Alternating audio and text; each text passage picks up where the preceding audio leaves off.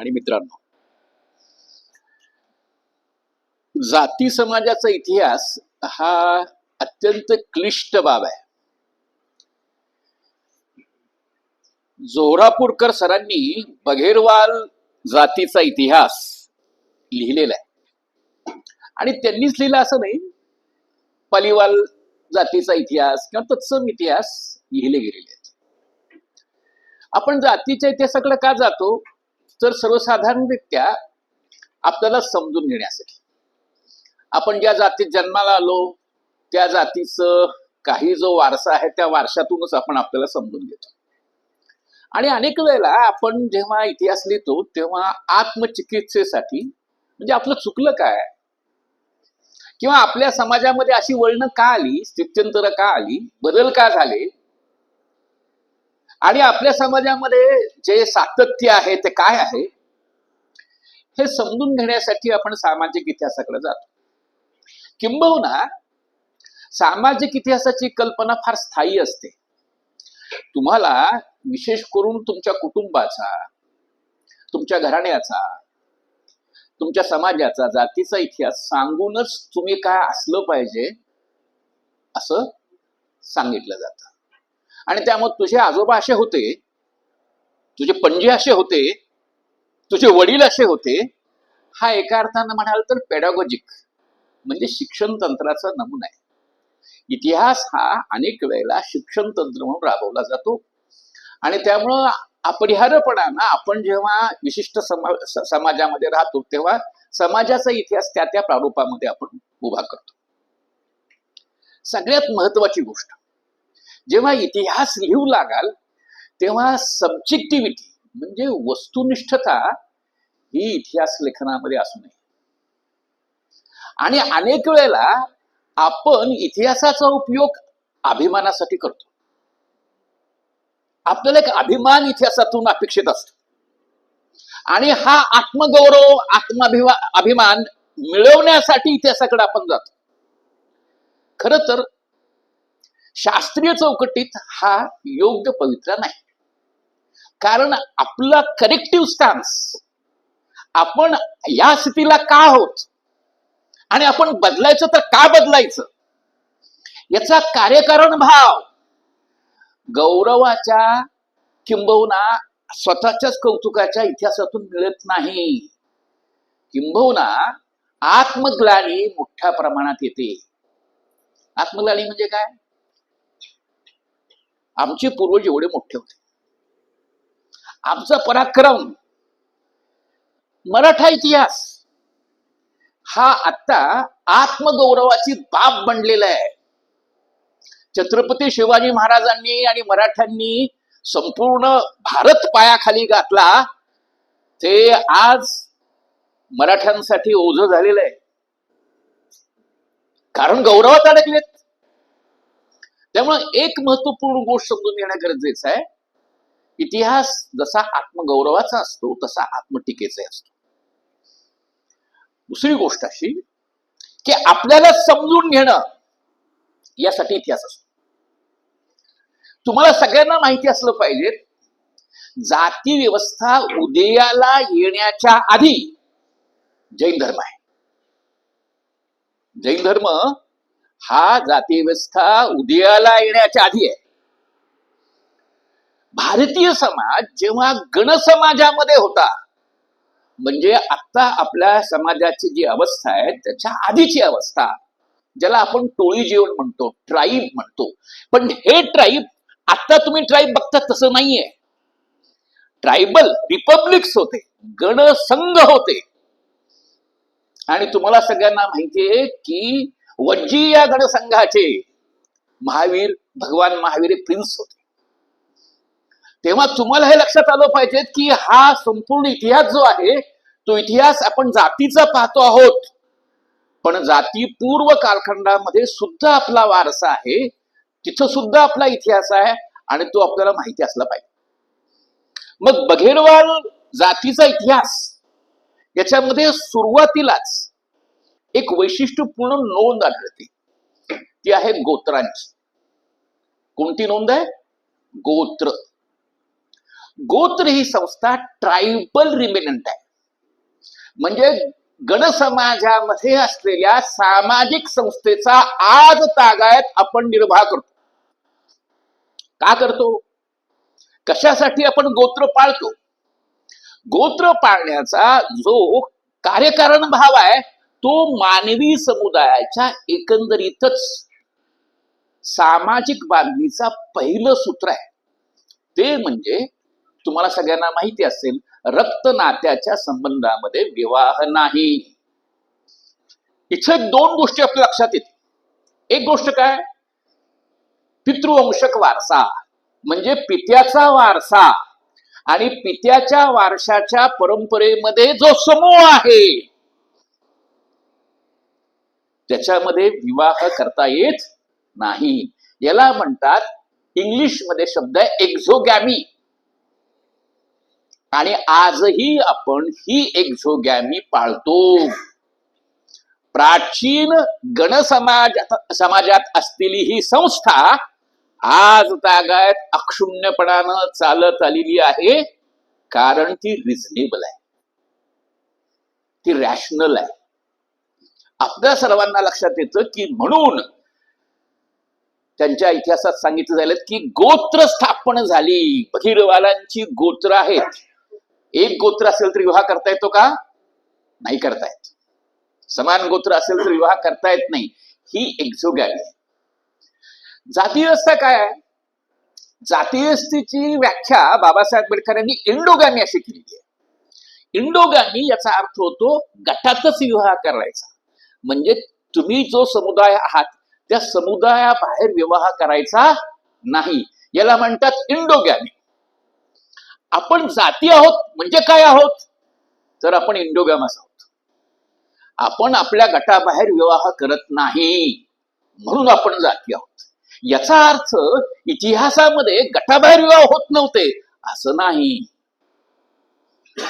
आणि त्यामुळं तुम्हाला आणि मला हे माहिती असणं गरजेचं आहे की जैन धर्माचं सामाजिक तत्वज्ञान कोणत्याही प्रकारची विषमता मांडणारं नाही. का? कारण भारतीय परंपरेमध्ये वैदिक ब्राह्मणी परंपरा जी आहे त्या वैदिक ब्राह्मणी परंपरेनं उतरंडीचं विष पेरलं. जैन आणि बौद्ध परंपरेमध्ये त्याचे महत्वाचं क्रिटिक केलेलं आहे.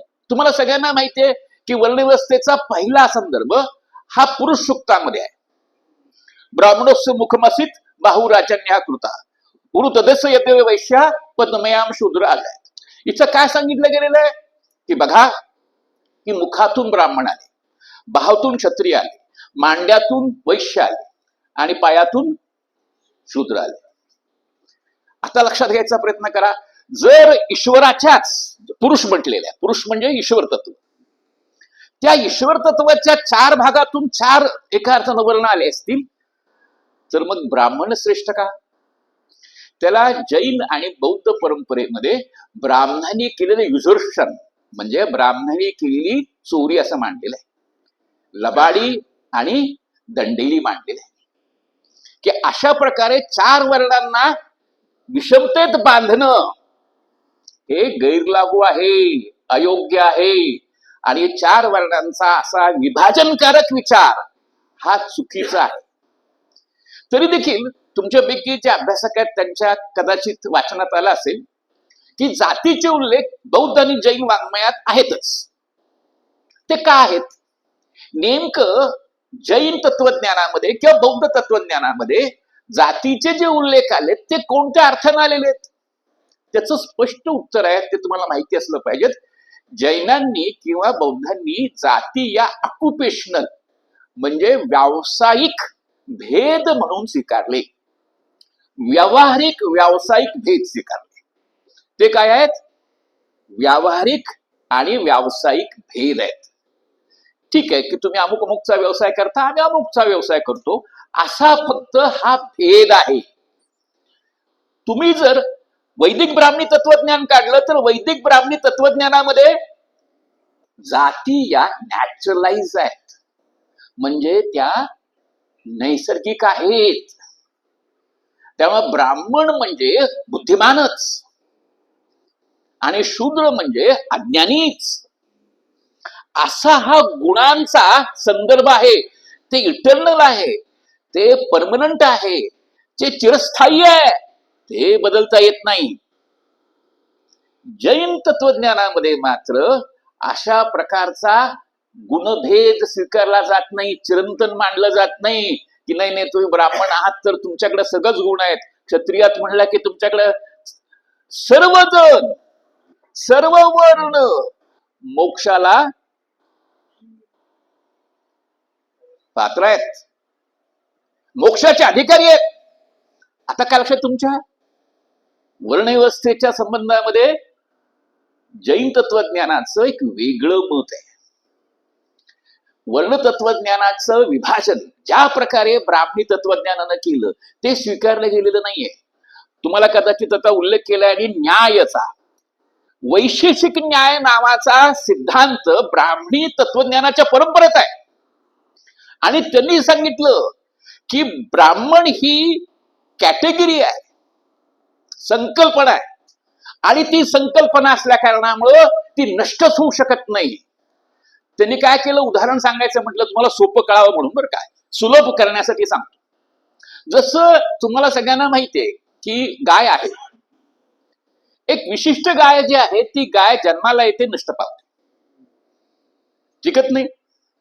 पण गायीपण गोत्व हे गायी नष्ट झाल्या, समजा या भूतलावर ना गायी नष्ट झाल्या तरी गोत्व किंवा गायी पण राहील का नाही राहील? राहील. ब्राह्मणी तत्वज्ञान काय म्हणतंय? ब्राह्मणी तत्वज्ञान असं म्हणतंय की ब्राह्मण अशीच कॅटेगरी आहे की जी इटर्नल आहे, ती बदलणार नाही, ते तसंच राहणार. तिथं मग जैन तत्वज्ञान त्याच्या विरोधात उभं राहतं. नीट समजून घ्यायचा प्रयत्न करा. जी न्यायाची लढाई सर सांगत होते तुम्हाला, न्याय प्रमाण हे सगळं सांगत होते, ते काय आहे नेमकं? त्या कालखंडामध्ये तत्वज्ञानाचे एवढे मोठे ग्रंथ, एवढी मोठी लढाई का झाली? तर ती वर्णव्यवस्थेच्या विरोधात झाली. बौद्धांनी जैनांनी न्याय केला म्हणजे काय केलं तर ते खोडून काढलं, आणि ते खोडून काढणारं तत्वज्ञान म्हणून नंतरच्या तत्वज्ञानाचा विकास होतो. तेव्हा एक महत्वपूर्ण गोष्ट आपल्याला माहिती असली पाहिजे की भारतामधला जो मूळ संघर्ष आहे तो ब्राह्मण आणि श्रमण परंपरेतला आहे.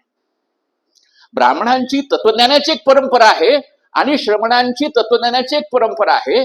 बौद्ध जैन यांच्यामध्ये मतभेद असले तरी सामाजिक तत्वज्ञानाच्या बाबतीमध्ये मात्र सहमती आहे. वर्णच भेद हे चिरस्थायी आहेत असं हे दोन्ही मानत नाहीत, आणि ते चारी वर्णांना मोक्षाचे अधिकारी करतात. ही जी बाब आहे ही बाब मुख्यतः आपण समजून घेणं गरजेचं आहे. मग पॉइंट 2 आपल्याला हे समजणं गरजेचं आहे की मग जाती व्यवस्था समजून घेण्यासाठी आपल्या समोरचे काय आकृतीबंध आहेत. अनेक आकृतीबंध आहेत. तुम्हाला सोपी उदाहरणं देऊन मी समजून सांगायचा प्रयत्न करेन. जरी अकॅडमिक चर्चा असली आणि तुम्ही त्यात फारसे ट्रेन नसला तर देखील जितकं समजून सांगतील तेवढं मी सांगेन. जी.एस. घुरे नावाचे भारताच्या समाजशास्त्राचे जनक मानले जातात, ते मुंबईला होते. त्यांनी caste and race in India नावाचा ग्रंथ लिहिला.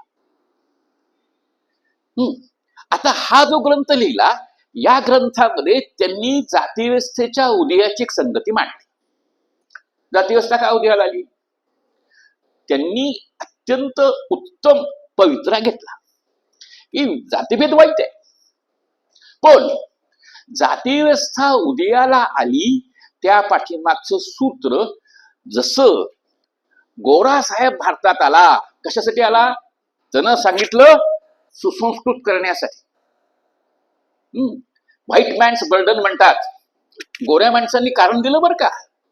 भारताला वसाहतीमध्ये शोषित करण्यासाठी त्यांनी कारण सांगितलं की आम्ही त्यांना सिव्हिलाइज करण्यासाठी, नागर बनवण्यासाठी इथं राज्य करतो आहोत. ब्राह्मणांनी म्हणजे जी.एस. म्हणजे घुरिये सारख्या समाजशास्त्रज्ञांनी सिव्हिलायझेशन मिशन शोधली. जाती व्यवस्थेच्या विस्तारातून नागरी समाज म्हणजे एका अर्थानं संस्कृतीकरण, सामाजिकरण करण्याची प्रक्रिया ही केलेली आहे असं कोण म्हणतंय? जी.एस. घुरिये सांगतायत. गोऱ्यांनी किंवा जे गोरे समाजशास्त्रज्ञ ते म्हणाले की हा वर्ण संघर्ष आहे. काळ्या गोऱ्या वर्णांमध्ये संघर्ष होता आणि काळ्या गोऱ्या वर्णांमधून संघर्ष होऊन जाती व्यवस्था उदयाला आली. ते फुल्यांनी स्वीकारलं. पण मी जरी फुल्यांचा अनुयायी असलो तरी फुल्यांचा वर्ण संघर्षाचा म्हणजे काळा गोरा भेदातून भारतात जाती व्यवस्था आलीच नाहीये. त्याचा काही मात्र संबंध नाहीये. बाबासाहेबांनी वंश सिद्धांताच्या आधारावरती जाती व्यवस्था उदयाला आली हे खोडून काढलं. त्यांचं काय म्हणणं आहे? ते साधा पुरावा देतात. ते म्हणाले की पंजाब मधला ब्राह्मण घ्या आणि पंजाब मधला दलित घ्या, महाराष्ट्रातला ब्राह्मण घ्या, महाराष्ट्रातला दलित घ्या, तमिळनाडूतला ब्राह्मण घ्या, तमिळनाडूतला दलित घ्या. काही वांशिक आहे का? म्हणजे पंजाब मधल्या ब्राह्मणाचं आणि तामिळनाडूतल्या ब्राह्मणाचं काही वांशिक साधर्म्य आहे का? काहीही नाही. त्यामुळं वांशिक संघर्षामधून, दोन वंशाच्या संघर्षातून, नॉर्डिक आणि द्रविड यांच्यामधून, आर्य आणि द्रविड यांच्या वांशिक संघर्षातून जाती व्यवस्था उदयाला आली हे फारसं बरोबर नाही.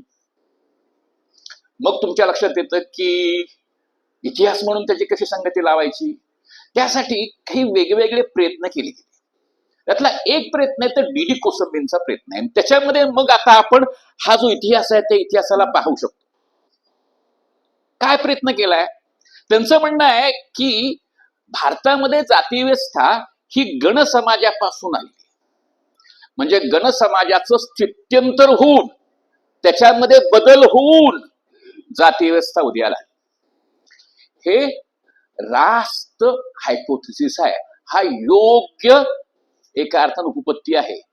कारण समाजाची आधीची अवस्था, समाजाची नंतरची अवस्था याच्यामधूनच ते होणार ना. मग आधीचा जर गण समाज असेल आणि नंतरचा जाती समाज असेल तर त्याचं स्थित्यंतर कसं झालं? तर त्यांचं म्हणणं असं आहे की गण जो आहे तो गण तुटला, विभाजित झाला. डिट्रायबलायझेशनची प्रोसेस झाली. म्हणजे गण जे होते ते गण हे तुटत गेले. हे तुटण्याची प्रक्रिया जी आहे ती प्रक्रिया मुख्यतः कशामुळे झाली? गण तुटायला का लागले त्याचं स्पष्टीकरण कोसंबींनी दिलं. ते मुख्यतः मोठ्या प्रमाणात उत्पादन क्रांतीच्या भूमिकेतून, म्हणजे जैन धर्माच्या उदयाची किंबहुना बौद्ध धर्माच्या उदयाची जी पार्श्वभूमी सांगितली जाते त्या पार्श्वभूमीमध्ये लोखंडी नांगर भारतात स्थिरावलेला आहे. लोखंडी नांगरानं भारतामध्ये शेती उत्पादन अनेक प्रकारे वाढलं आणि त्याच्यातून मोठ्या प्रमाणामध्ये व्यापार वाढला. आणि मग तुम्हाला दिसतं बौद्ध वाङ्मयामध्ये, जैन वाङ्मयामध्ये गहपती हा शब्द दिसतो. गहपती म्हणजे शेती करणारा, तसा व्यापार करणारा गहपती आहे. तो कोण आहे? तर त्याच कुटुंबाचा एका अर्थानं प्रमुख आहे. व्यापक एका अर्थानं कुटुंबाचा प्रमुख गहपती ही संज्ञा येते. आणि तुम्हाला एक दुसरं स्थित्यंतर दिसतं, ते म्हणजे आपण प्राचीन कालखंडात कुल परंपरेत राहत होतो. कुल म्हणजे काय? साधारणतः आपल्या 8 पिढ्या एकत्र राहायच्या. 8 पिढ्या एकत्र राहायच्या आणि 8 पिढ्या एकत्र राहणारं कुल आहे. आणि त्यामुळं रामाचं कुल कुणाच्यामुळे ओळखलं जातं? रघुवंश म्हणून ओळखलं जातं. रामामुळे ओळखलं जात नाही. कारण रघुचा वंश 8 एका अर्थानं जोपर्यंत जनरेशन होत नाही तोपर्यंत ते कुल कायम राहतं. तुमच्यापैकी काहींना माहिती असेल की मृत्यूचं सूतक याचा संबंध तुमच्या सगळ्यांना कल्पना यायची. तेव्हा मी तुम्हाला काय सांगतोय की सामाजिक स्थित्यंतर घडतायत. म्हणजे कुलसंस्था जी आहे ती कुलसंस्था जाऊन कुटुंब संस्था येऊ घातलेली आहे. त्यामुळं तुमच्यापैकी बहुतेकांच्या लक्षात आलं पाहिजेत की ह्या वेगवेगळ्या संस्थांमध्ये स्थित्यंतर होत आहे आणि हे स्थित्यंतर मुख्यतः तुम्हाला ट्राईब नंतर शेती, शेती नंतर जाती असं होताना दिसतंय.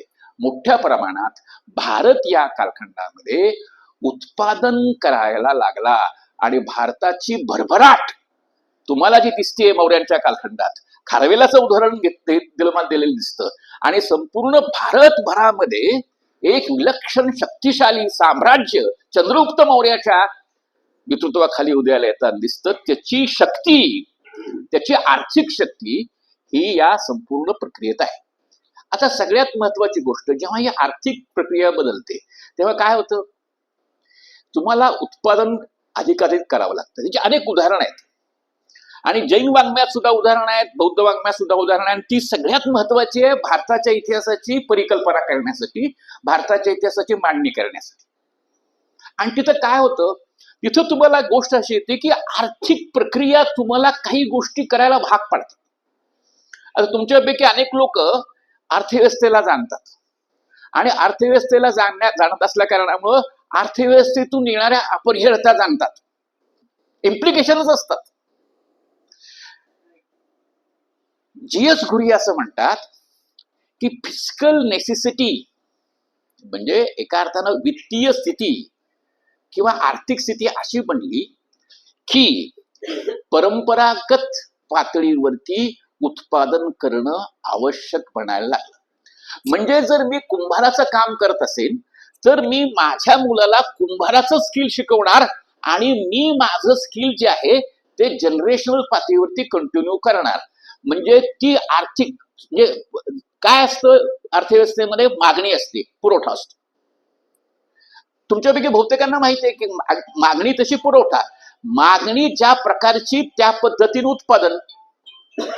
मग तुमच्या लक्षात असेल की त्या कालखंडामध्ये ती जी व्यवस्था होती त्या व्यवस्थेमध्ये मग हे जे उत्पादन आहे ते वंश परंपरेनं करायला प्रारंभ झाला आणि अर्थव्यवस्था म्हणून जाती व्यवस्था विकसित झाली. मी काय म्हणतो तो कळला मुद्दा? ही जी व्यवस्था उदयाला आली, जाती व्यवस्था, ही आर्थिक पातळीवरती उदयाला आली. म्हणजे तिचा आर्थिक प्रयोजन होतं आणि आर्थिक प्रयोजन कोणत्या चौकटीत राहिलं, ज्याला आपण म्हणतो त्या पद्धतीनं जनरेशनल, म्हणजे एका पिढीनंतर दुसऱ्या पिढीकडं, म्हणजे वंश परंपरा. अर्थव्यवस्थेला असा जेव्हा वंश परंपरेचा संदर्भ आला तेव्हा उत्पादन करणारे घटक जे वेगवेगळ्या समुदायातून आलेले होते ते जातीच्या उत्पादन व्यवस्थेमध्ये स्वतःला घडवू लागले. हे स्थित्यंतर आहे. एक मुद्दा तुम्हाला कळला असेल की कोणती गोष्ट जी आहे ती सामाजिक स्थित्यंतरातून येते. जाती व्यवस्था वाईट आहे किंवा त्याची काही चर्चा नंतर करू, पण तू जाती व्यवस्थेनं एक भौतिक पर्पज, म्हणजे त्या कालखंडामध्ये जाती व्यवस्थेनं समाजाला आणि अर्थव्यवस्थेला एक वेगळं वळण दिलं, हे आपण नाकारून चालणार नाही. आणि हे जे वळण मिळालं त्यातून ही व्यवस्था भौतिक व्यवस्था म्हणून स्थिरावली. आता इथं सगळ्यात महत्वाचं जे म्हणणं आहे ते म्हणणं कॉम्रेड शरद पाटलांचं कोट करू. तुम्हाला समजतंय नाही समजतंय आपण नंतर चर्चेमध्ये बघू. ते काय म्हणतायत, ते असं म्हणतायत की बौद्ध जैन हे जे धर्म होते हे उत्पादन शक्तीचे धर्म होते.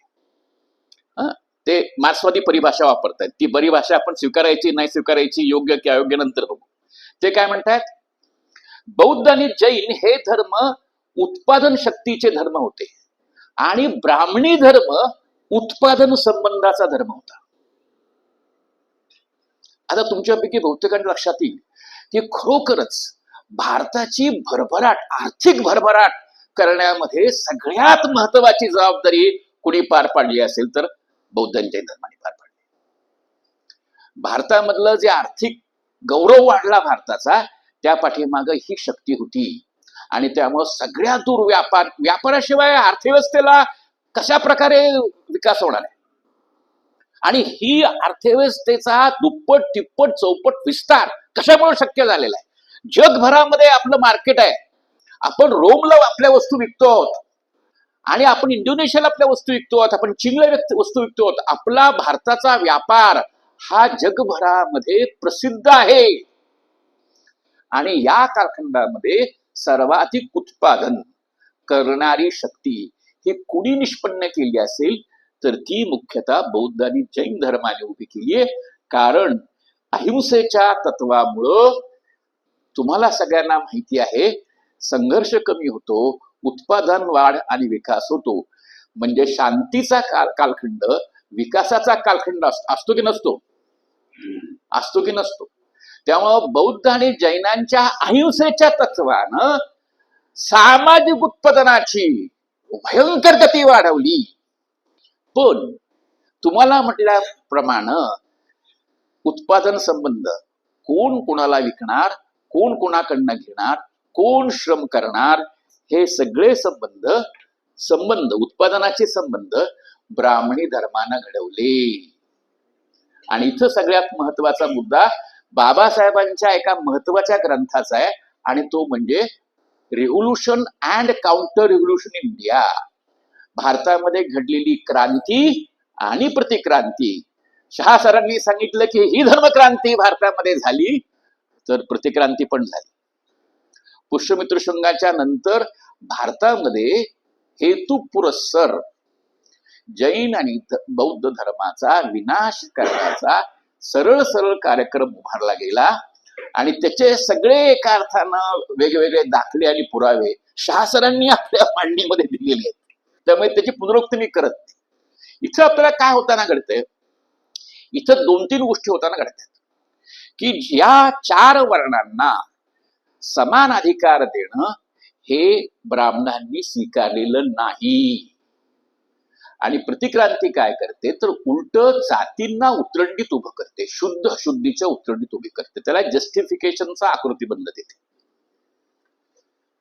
सगळ्यात महत्वाची गोष्ट समजून घ्यायचा प्रयत्न करा.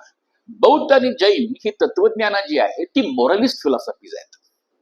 माणसाच्या हिताचा विचार त्याच्यामध्ये मध्यवर्ती आहे. माणसाचं कल्याण, आध्यात्मिक कल्याण हे जरी प्रयोजन असलं तरी देखील ऐहिक कल्याणाला दोन्ही धर्म नाकारत नाहीत. आणि त्यामुळे मानवी कल्याणाचा विचार जो आहे तो मध्यवर्ती आहे. आणि मोरल म्हणजे त्याला आपण ज्याला म्हणू शकतो असं नैतिक असं आकृतीबंध त्याला आहे.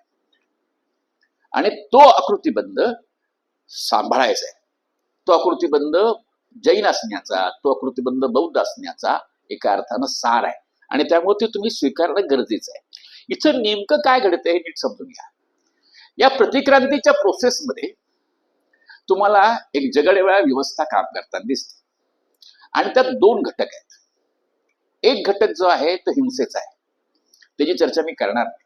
आणि दुसरा घटक जो आहे तो सर्व्हायव्हलचा आहे.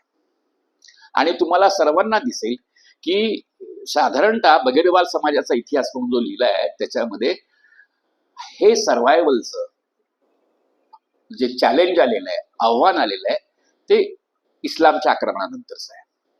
आणि विशेषतः दिगंबर जे मुनी आहेत त्या मुनींचं दर्शन हे एका अर्थानं तुर्क मुघलांच्या मुस्लिम पॉप्युलेशनच्या सत्तेच्या कालखंडामध्ये हे एका अर्थानं नकारात्मक बनल्या कारणामुळे सुद्धा अनेक प्रकारच्या हिंसा या समुदायावरती लादल्या गेल्या.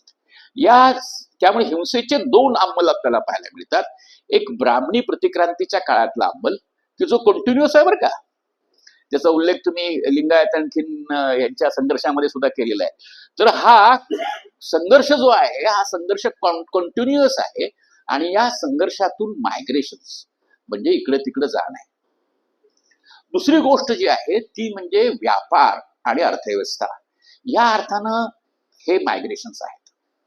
आणि सगळ्यात मी तुम्हाला सांगेन की भारताच्या एकंदरीत सामाजिक इतिहासाची जर चर्चा करायची असेल तर जैन समूहाची मायग्रेशन्स, जैन समूहांनी केलेली वेगवेगळ्या ठिकाणची स्थलांतर हा अत्यंत महत्वाचा अभ्यासाचा विषय बनवला पाहिजे.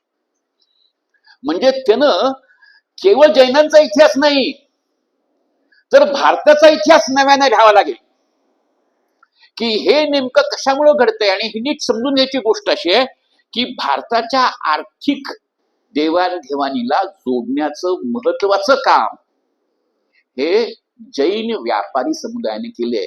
आजही तुमच्या लक्षात असं येऊ शकतं, आजही भारतामध्ये जैन व्यापारी समुदाय जो आहे तो या एकंदरीत एक्सचेंजमध्ये, विनिमयामध्ये, व्यापारामध्ये, उत्पादनामध्ये आघाडीवरती आहे.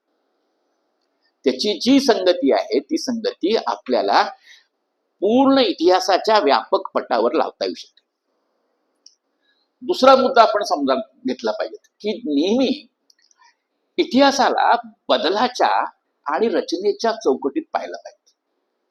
बदल इतिहासाच्या वेगवेगळ्या टप्प्यांवरती घडतो आणि इतिहासाच्या वेगवेगळ्या टप्प्यावरती जो बदल घडतो त्या बदलाला आत्मसात करणं आणि उभं राहणं हा समुदाय करत असतो. अनेक वेळेला धर्मतत्वज्ञानाला नाकारून किंवा धर्मतत्वज्ञानापेक्षा वेगळं जाऊन धर्मतत्वज्ञानाला एका अर्थानं बाजूला ठेवून समाज आपापल्या पद्धतीनं स्वतःला स्थापित करायचा प्रयत्न करत असतो. आणि ही जी वळणं आहेत धर्मतत्वज्ञानाच्या मध्ये झालेली वळणं आणि दुसऱ्या बाजूला समाजाच्या एकंदरीतच गरजेतून झालेली वळणं, याला तुम्ही तारून बघायला पाहिजे. तर तुम्हाला जातीच्या इतिहासाचे काही महत्वाचे धागेदोरे हातात येतात. एक साधा मुद्दा समजून घ्या. या सामाजिक परिवेशामध्ये की जिथं तुम्ही स्वतःची ओळख जात म्हणून सांगता आहात, याच्यामध्ये काही महत्वाचा आकृतीबंध आहे. कोणता आकृतीबंध आहे? समुदाय भावनेचा. जातीमध्ये तुम्हाला कळत न कळत एक विशिष्ट पातळीवरती भातृभाव म्हणजे मैत्री मिळते. आणि जात सांभाळण्याचं मुख्य सूत्र कोणतं असेल तर तुमच्यापैकी बहुतेकांना माहिती आहे की जात तुम्हाला एक कल्चरल कॅपिटल देते. जातीमध्ये तुम्हाला एक्सचेंज म्हणजे इंटरकनेक्शन्स मिळतात. कोणाशी कोण संबंधित आहे, कोणाशी कोण संबंधित आहेत, माझा मामा, माझा काका, माझा अमुक तमुक, माझा फलाना तलाना, हे सगळे एक नेटवर्क आहे. तेव्हा जातीच्या संबंधामधलं एक खास वैशिष्ट्य असं आहे आणि ते नीट समजून घ्या की भारतामध्ये अतिशय उत्तम उत्पादन हे या अनुवंशिक पातळीवरती झालेल्या स्किलच्या म्हणजे कौशल्याच्या वारशामधून झालेला आहे. भारत हा उत्पादन तंत्राच्या संबंधात फारसा पुढे गेलेला नाहीये. म्हणजे युरोपमध्ये आणि भारतामध्ये उत्पादन तंत्र जवळजवळ सारखी होती. असं असताना सुद्धा भारताचा व्यापार जगभरामध्ये सर्वाधिक अधिक होता. मुघलांच्या कालखंडामध्ये आपला लौकिक होता, सोने की चिडिया म्हणून. आणि तुम्हाला कदाचित माहित नसेल, विरजी होरा म्हणून जो सुरतचा व्यापारी होता तो त्या कालखंडामधल्या सगळ्यात श्रीमंत व्यापारी होता. तेव्हा ही जी संपूर्ण स्थिती आहे, ही स्थिती कशामुळे येत होती तर त्याचं कारण असं होतं की हा जो तुम्हाला वंश परंपरेनं आलेलं स्किल आहे, या स्किल मधून मुख्यतः उत्तमात उत्तम तुम्हाला उत्पादन मिळत होतं. आणि हे उत्पादन जे आहे ते उत्पादन तुम्हाला जगभरातल्या ट्रेडशी कनेक्ट करता येत होतं.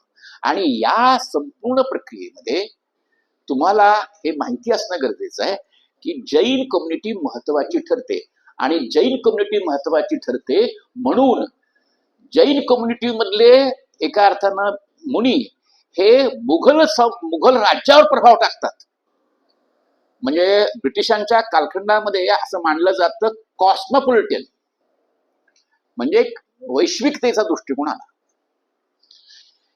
समाज म्हणून ही कॉस्मोपॉलिटिटी म्हणजे वैश्विकता ही तुम्हाला मुख्यतः मुघल कालखंडामध्येच आलेली दिसते. आणि तत्वज्ञान म्हणून ती उभी करण्याचं काम जैन मुनींनी केलेलं आहे. इतिहासाच्या वेगवेगळ्या टप्प्यावरती अशी स्थित्यंतर घडत असताना समुदाय जे आहेत ते समुदाय त्या त्या आकृतीबंधात उभे राहतात. आणि तिथंच आपल्याला भट्टारक परंपरेचा अर्थ लावा लागतो. भट्टारक हा संकल्पना जी आहे ती संकल्पना मुख्यतः राजपद दाखवते. भट्टारक, परमभट्टारक या संकल्पना काय आहेत? राजसत्तेचा सिंबल आहेत, प्रतिकात्मक आहेत. आता नीट समजून घ्यायचा प्रयत्न करा की हे जे भट्टारक आहेत हे भट्टारक का उदयाला आले की जेव्हा प्राचीन कालखंडात भट्टारक नव्हते, तेव्हा भट्टारक उदयाला येण्याचं कारण आपल्याला सगळ्यांना समजलं पाहिजेत. जर राज्यकर्ता जर हिंदू असेल, तर राज्यकर्ता हिंदू असेल तर जैन त्याचं शासन स्वतःवरती स्वीकारतील का? एक उत्तर आहे हो, ते त्याचं राज्य स्वीकारतील, पण कोणत्या कारणास्तव? पॉलिटिकल, राजकीय नेतृत्व स्वीकारतील. पण तो सामाजिक धार्मिक नेतृत्व स्वीकारतील का? जैन मध्ययुगीन कालखंडामध्ये हिंदू राजाची राजकीय सत्ता मान्य करतील, पण तो सामाजिक सत्ता मान्य करतील का? सामाजिक परिघामध्ये हिंदू राजाची आज्ञा स्वीकारतील का? नाही स्वीकारणार. आणि मग तुम्हाला दिसेल की मग ही गरज तत्कालीन कालखंडामधल्या जैन समुदायाला वाटत राहिली की हा राज्यकर्ता हा या विचारांचा आहे, हा आमचा नाहीये, मग ह्याची आम्ही सत्ता स्वीकारू, राजकीय सत्ता त्याची पूर्ण मान्य आहे आम्हाला, पण सामाजिक सत्ता आम्ही मान्य करणार नाही. मग आम्हाला आमच्या स्वतःसाठी सामाजिक नियमन करणारा अधिपती हवाय, आणि हा अधिपती आम्हीच मान्य करतो आहोत. आम्हाला हा अधिपती हवाच आहे. हा अधिपती, मग तुम्हाला दिसतं की ही सगळी अधिपतीची जी काही वर्णन आहे, त्याचा संपूर्ण व्यवहार आहे हा राजपदासारखा त्यामुळे आहे. त्याचा सगळा सिम्बॉलिझम, सगळा प्रतिकात्मक व्यवहार भट्टारकांचा हा तो संन्यासी आहे. पण संन्यासी असताना सुद्धा राजपदाचं वैभव हे भट्टारक परंपरेमध्ये तुम्हाला प्रकर्षाने दिसेल. ते कशासाठी आहे? कारण तत्कालीन कालखंडामधल्या राजसत्तेचं स्वरूप तसं आहे. मग जे जे समुदाय स्वतःचा जैन म्हणून असणारी अस्मिता, जैन म्हणून असणारा धर्म, जैन म्हणून असणारा व्यवहार टिकून ठेवतात, त्यांनी त्याला अफिलिएट होणं, त्यांनी त्याला जोडून घेणं आणि स्वतःच्या समुदायाची ओळख त्या भट्टारकाशी जोडून स्वतःला टिकवून धरणं, असा व्यवहार इतिहासामध्ये अपरिहार्य आहे. म्हणजे या व्यवस्था ज्या इतिहासात येतात त्याची स्पष्टीकरण आपल्याला करता आली पाहिजे. मग आपल्याला दिसतं, आता जसं उदाहरण दक्षिण भारतातले भट्टारक म्हणून दिलं जातं, तिथं तुम्हाला दिसतं की हे अफिलिएशन्स, भट्टारकांच्या बरोबर असलेला हा संबंध हा जातीच्या पातळीवरती आहे. चतुर्थांचे भट्टारक वेगळे, पंचमांचे भट्टारक वेगळे, कास्ट फॉर्मेशनच्या रूपामध्ये ते काम करायला लागतात. आणि कास्ट फॉर्मेशन्स अर्थातच जैन तत्वज्ञानाला मान्य नव्हते, पण व्यवहारता ते आले, आणि व्यवहारता आले तर ते अंगीकारले गेले. त्यामुळे तुमच्यापैकी बहुतेक लक्षात येईल की ब्राह्मणी जाती व्यवस्थेची खून की स्त्रियांच्या वर्ण जातीची प्रतिष्ठा शोधायची. म्हणजे काय की ज्या जातीमध्ये विधवा विवाहाला परवानगी नाही ती ब्राह्मण जात श्रेष्ठ,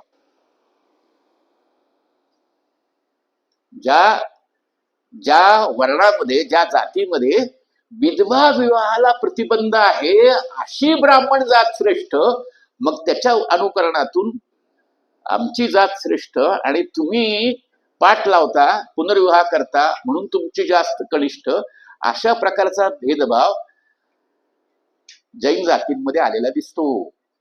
जैन जातींनी स्वतःची ओळख जैन तत्वज्ञानाच्या चौकटीत नाही केलेली. ते जे म्हणत होते पाटील सर की आत्मटीका गरजेची आहे, ती कुठं गरजेची आहे? की हा भेदभाव जो आहे तो भेदभाव उच्च निचतेचा, की जो ब्राह्मणी जाती व्यवस्थेच्या चौकटीत आला तो जैन समुदायांमध्ये विस्तारला गेला. स्वतःला टिकवण्यासाठी जातीची अपरिहार्यता स्वीकारल्या कारणामुळं जातीच्या उतरंडीचा ब्राह्मणी विचारही जैन समुदायामध्ये दाखल झाला. मग तुम्हाला दिसतं की सगळे जे काही भट्टारकांचे एका अर्थानं पीठ आहेत, त्या पीठांमध्ये वेगवेगळे अफिलिएशन कशामुळे झालेले आहेत, का झालेले आहेत, हे जर समजून घ्यायचं असेल तर तुमच्या लक्षात येतं की हे पाठ लावणाऱ्या ज्या जाती आहेत, विशेष करून त्यांना त्यांचे स्वतःचे भट्टारक हवे होते, आणि त्यामुळे त्यांनी त्यांच्या भट्टारकांची पीठं स्थापन केलेली आहेत. हे तुम्हाला कारण लक्षात येतील. दुसरी एक महत्वपूर्ण गोष्ट लक्षात घेतली पाहिजे, ती काय आहे तर जातीची सामुदायिकता ही एका अर्थानं समुदायाला एक अस्मिता आणि जगण्याचा पर्पज देते. आणि ही जी गोष्ट तुम्हाला आणि मला टीकेची जरी बनवता आली तरी देखील ती तशी काम करत नाही. तुम्ही तुमच्या स्वतःचा शोध हा कुठं घ्यावा, हा तुमच्या अवतीभोवतीच्या समाजातून घडणारी प्रक्रिया असते. म्हणजे सगळेच जर जाती म्हणून पाहत असतील तर मलाही जाती म्हणून पाहावं लागतं. याला बाबासाहेबांनी म्हटलंय कन्फर्मिझमचा रोग. म्हणजे लक्षात घ्या की मला जात नाही पाळायची, पण 10 लोक मला माझ्या जातीच्या वरून कमी जास्त बोलत राहिली तर त्यांची जात मी काढायला लागतो. मुद्दा कळला तुम्हाला? म्हणजे तुम्ही समाजामध्ये जेव्हा वावरतात तेव्हा समाजाच्या एकंदरीतच आकृतीबंधामध्ये प्रतिक्रिया देण्यातून तुम्ही जातीच्या बाजूने जायला लागता. जरी तुम्हाला जात स्वीकारायची नसली, जरी तुम्हाला जात नाकारायची असली तर सगळेच जातीच्या चौकटीत तुमच्याकडे बघतात, तुम्ही उलट जातीच्या चौकटीत लोकांच्याकडे बघायला लागता. हा कन्फर्मिझमचा नाद जो आहे तो नाद लागतो. आणि दुसरी गोष्ट अशी आहे की मग तुम्हाला हा नाद लागतो की तुमची जी काही सवयी आहेत त्या सवयींनाच तुम्ही जातीची ओळख मानायला लागता. उदाहरणार्थ सांगायचं म्हटलं तर मी कायस्थांचं उदाहरण देईन. चांद्रसेनीय कायस्थ प्रभू करंजी करतात, पण करंजी करताना चांद्रसेनीय कायस्थ स्त्री सांगेल की आम्ही खोबऱ्याचा जो काळा भाग आहे तो काळा भाग आमच्या करंजीत घेत नाही बरं. आमची करंजी ही केवळ शुभ्र खोबऱ्याची असते. ही सवय ती लावून घेते आणि त्या सवयींनी ती स्वतःला वेगळी ठरवायचा प्रयत्न करते. आणि त्यामुळे अर्थातच जातींच्या वेगवेगळ्या खाणपानाच्या सवयी, कपडे लेण्याच्या सवयी, अभिवादन करण्याच्या सवयी या टिकून राहतात. आणि या सगळ्या सवयी ज्या आहेत या सवयींना एक वेगळं वळण जे आहे ते वळण आधुनिक काळात मिळालं, चांगलं वळण मिळालं. ते काय मिळालं? सुधारणा करा. विशेषतः फुल्यांच्या नंतर महाराष्ट्रामध्ये आणि भारतामध्ये एक महत्वपूर्ण सूत्र सुरू झालं की आपण आहे तसं राहता कामा नये. आपल्यामध्ये जे दोष आहेत ते दोष, मग आपण आपल्या धर्माचं पालन करत नाही हा दोष. आपल्या धर्मात सांगितलेली सूत्र जे आहेत त्यानुसार आपलं समाज जीवन नाही दोष. आधुनिकतेच्या सवयी आहेत, आधुनिकतेच्या गोष्टी आहेत, लोकांपर्यंत गेल्या पाहिजेत, त्यांना त्या कळल्या पाहिजेत, लोकांपर्यंत ज्ञान गेलं पाहिजे, शिक्षण गेलं पाहिजेत. सुधारणा नावाची गोष्ट जी आहे त्या सुधारण्याच्या पाठीमाग जातीचा एक विशिष्ट पातळीवरती पाया राहिला. आमच्या जातीची सुधारणा केली पाहिजेत, आमच्या जातीच्या लोकांना शिक्षण मिळालं पाहिजेत, आमच्या जातीतल्या मुलांचं एका अर्थानं शिक्षणामध्ये किंवा ज्ञानामध्ये पुढे गेलं पाहिजेत. आणि या चौकटीमधलं स्थित्यंतर जे आहे हे स्थित्यंतर महाराष्ट्रात घडू लागलं. मी तुम्हाला सांगेन की हे जे घडतं आहे याला एक काही प्रमाणात मर्यादा आहे. मर्यादा काय आहे आणि त्याचं संकट आपण आज बघतो आणि त्याचा विचार करून मी माझं विवेचन थांबते. ते काय संकट आहे? एकदा तुम्ही जातीच्या पायावरती सुधारणा करण्याचा आकृतीबंध स्वीकारला तर सुधारण्याची स्पर्धा सुरू होते. आणि मग घडतं काय की ज्याची एका अर्थानं मक्तेदारी आहे तो स्पर्धेमध्ये दुसऱ्याला वाव देत नाही. काय घडतं? विशेषतः महाराष्ट्रामध्ये दक्षिण भागामधल्या चतुर्थ आणि पंचमांनी ब्राह्मणांचा विरोध का केला? त्याचं कारण असं होतं की जैन समुदाय हा शिकलेला, त्यांनी सांगितलं ते अत्यंत बरोबर आहे की ज्ञानाची परंपरा शूद्रानं नाकारली होती, पण जैन धर्मामध्ये शिकण्याची परंपरा सर्वांना होती. त्यामुळे शिक्षित होते ते. आणि त्यामुळं सरांनी सांगितल्याप्रमाणे मराठी मधलं वाङ्मय, विपुल वाङ्मय त्यांनी निर्माण केलंय. आता या लोकांना तुम्हाला धक्का बसेल, प्रशासनामध्ये पेशवाईच्या प्रशासनामध्ये वाव नव्हता. लिखापिढी येत होती, प्रशासनात वाव नाही. व्यापाराचे निर्बंध आहेत, तणाव निर्माण होतो, संघर्ष निर्माण होतो. जर नाकारलं गेलं तर लोक संघर्ष निर्माण करतात. लोकहितवादी नावाचे समाजसुधारक होते, त्यांनी आपल्याच ब्राह्मण बांधवांना बोललेले ते की तुमचं चुकतंय. त्यांनी उदाहरण काय दिलं, ते म्हणले एक कुणबी जर क्लार्क झाला तर तुमचे डोळे विस्फारले जातात आणि त्या कुणब्याला तुम्ही हीन लेखता, कारण तो तुमच्या ऑफिसमध्ये क्लार्क म्हणून आलाय. आता ही जी मक्तेदारीची बाब आहे, या मक्तेदारीच्या बाब मधून मग दुसऱ्याला वगळण्याची प्रक्रिया सुरू होते. त्यामुळे जातीच्या सुधारणेचा जो संघर्ष आहे तो काय व्हायला लागला, अप्रोप्रिएट, म्हणजे सगळ्या सत्ता आमच्याकडेच हव्या. त्यामुळं जातीच्या लोकशाहीचा काय कृतीबंध आहे की तुम्ही बहुमत प्राप्त करा, सत्ता घ्या. मग ज्या जातीची लोकसंख्या भारी ते सत्तेत येणार. मग ते सत्तेत आले की सत्तेचे सगळे लाभ आणि सत्तेचे सगळं एकवटणं ते घेणार. ज्ञानाची सत्ता, शिक्षणातली सत्ता, राजकीय सत्ता, आर्थिक सत्ता या मग मक्तेदारीच्या विळख्याखाली येतात. आणि इथं मग आपल्याला आवश्यक जे आहे ते बौद्ध जैन जो वारसा आहे आपल्या तत्वज्ञानाचा, मूळतः ज्या व्यवस्था या अन्यायकारक आहेत त्या व्यवस्थांना विरोध करणं आणि जे समत्वाचा विचार आहे आणि तो दोन्ही विचारसरणींमध्ये मध्यवर्ती आहे, त्या विचारांना पुढे घेऊनच विचार करावा लागतो. म्हणजे तुम्ही लक्षात घ्यायचा प्रयत्न करा, ओबीसी म्हणून जे काही जाती आहेत, ज्यात काही जैन जातींचा उल्लेख ओबीसी म्हणून केला गेलेला आहे, नगण्य आहेत. बगैरवाल जातीच्या इतिहासाची मांडणी केली आहे, पालीवाल जातीची इतिहासाची मांडणी केली आहे, आकडे दिलेत सेन्सस मधले. किती आकडे आहेत? राजकारणावरती प्रभाव पाडेल इतके आकडे आहेत का हो? निवडून येण्याचं जे संपूर्ण जटिल आकृतीबंध आहे त्यात काही शक्य आहे का हो? मग या स्थितीमध्ये जर आपल्याला जातीचा विचार आणि जातीच्या एकंदरीतच इतिहासाचा विचार करायचा असेल तर मी तुम्हाला सांगेन की महत्वाची गोष्ट आहे ती म्हणजे आपण जी जैन तत्वज्ञानातला मूळ गाभा आहे समतावादाचा, तो घेऊनच भारताच्या उभारणीचा विचार करता येईल. जातीच्या आधारावरती मोबिलायझेशन करणं आणि जातीच्या मोबिलायझेशन मधून भारतीय राजकारण बदलवणं या शक्यता जवळजवळ नाहीत. भारताला जर कुंठित अवस्थेत आणायचं नसेल तर जैन विचारांची जी समतावादी परंपरा आहे त्या समतावादी परंपरेतच आपल्याला संघर्ष करावा लागेल. दुसरी एक अत्यंत महत्वाची बाब आपण समजून घेतली पाहिजे, ती म्हणजे की आधुनिक कालखंडामधला जो एक समाज संघर्ष आहे त्या समाज संघर्षामध्ये आपल्याला अधिकार जो आहे त्या अधिकारामध्ये, ज्याला मायनॉरिटीज म्हणतात, ज्याला अल्पसंख्याक म्हणतात, त्या अल्पसंख्याकांचा अधिकार मान्य केला पाहिजे. हा अत्यंत गंभीर मुद्दा आहे. लोकशाही म्हणजे बहुमताची हुकुमशाही नाही. यामध्ये सगळ्यात महत्वाचं सूत्र जे आहे ते म्हणजे अल्पसंख्याकांना सुद्धा ज्या राज्यघटनेनं समत्वाचा अधिकार दिलाय त्याची जोपासना करणं.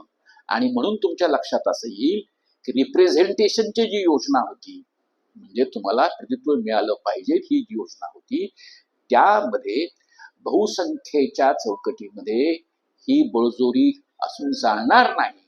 आणि ही जातीच्या पायावर जर बळजोरी होत असेल, धर्माच्या पातळीवर जर बळजोरी होत असेल तर त्याचा जो उत्तर आहे ते आपल्या तत्वज्ञानातच आहे. आणि ते आहे की समतावादी पर्याय निर्माण करणं.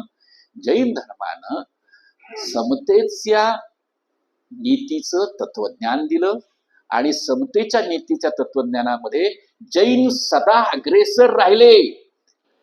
तुम्हाला सगळ्यांना जर अभिमानच हवा असेल तर जैन फिलॉन्थ्रोपी, जैनांनी केलेलं जे परोपकार आहे हा परोपकार जाती धर्मातीत आहे.